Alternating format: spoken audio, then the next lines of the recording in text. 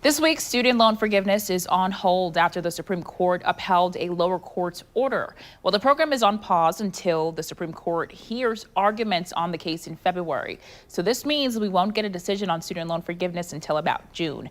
So far, over 26 million people have applied for debt relief.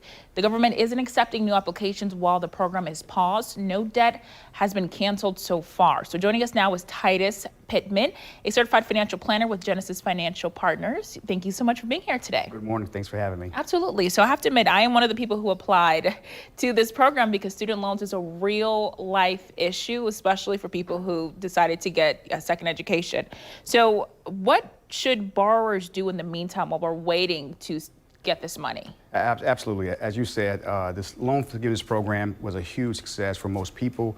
Those that have federally insured student loans had a great opportunity to have some debt relief. I would say that individuals that were preparing the first of the year to start making those payments, I would still continue to put those dollars aside in a savings or an interest-bearing account so that whatever is reached in the court in February, if payments resume, you will have a head start along those payments as well.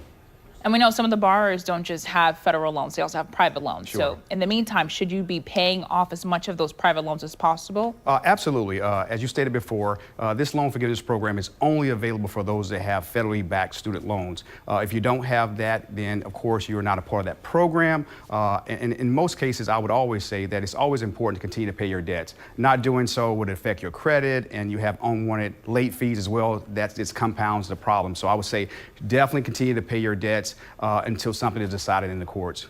Absolutely. So let's talk a little bit about saving money again. So would you recommend putting your money into a savings account, or would you recommend, just putting in maybe 20% of your paycheck every time you get paid? Well, as it relates to the student loans, we don't know the uncertainty of that. So I would say definitely I would do something more like an interest-bearing account until things are figured out. That way, while you wait to see what's decided, your money could really be accumulating some interest on the money that you're setting aside. But it's also important to note that although this court has put a pause on the loan forgiveness program, the Biden administration has still extended the deferment of payment of that for June of next year. So that's 6 months of payments that won't have to be made towards student loans. So it's important to make sure that you're putting those dollars aside as well.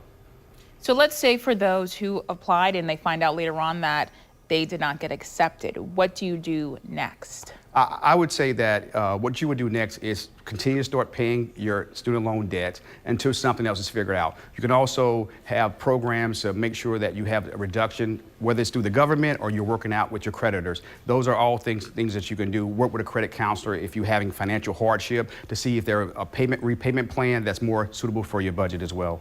Yeah, and speaking of financial hardship, we know everything is so expensive right now with inflation. It feels like you can't catch a break really anywhere. So what about refinancing, especially for those who may have suffered credit hits along the way? Yeah, refinancing is always an option, but because of inflation, then the cost to borrow money is more expensive as well. So it may not be in your best interest to refinance if that new interest rate is higher than what you currently are on. So I would really assess your overall financial situation, look at the interest rate that you're currently paying against what you would pay if you refinance, and see does it make sense to you, because oftentimes there is cost in refinancing a loan. Okay, that makes sense. So based on what we know now, do you think there's a possible date on when people will know when this program will pick up again? If the Supreme Court does as they say, hearing the case in February, I think between now and then there will be a good opportunity to know whether or not it will get approved. I think that's why the Biden administration had put in that 6 months deferment period, because they feel that they will give the court enough time to make sure that this is constitutional to forgive these student loans. As you remember, the deferment came under President Trump when we had the height of the pandemic. The Biden administration continued to extend out deferment periods, so individuals that had student loans have not had to pay it for about 2 years now. So that has given them some relief over that period of time through COVID and now through this inflation hike we have. Okay, absolutely. Well, thank you so much, Titus Pittman. It was a pleasure having you on this morning. I know this is going to help a lot of people. Thank you for having me. Absolutely.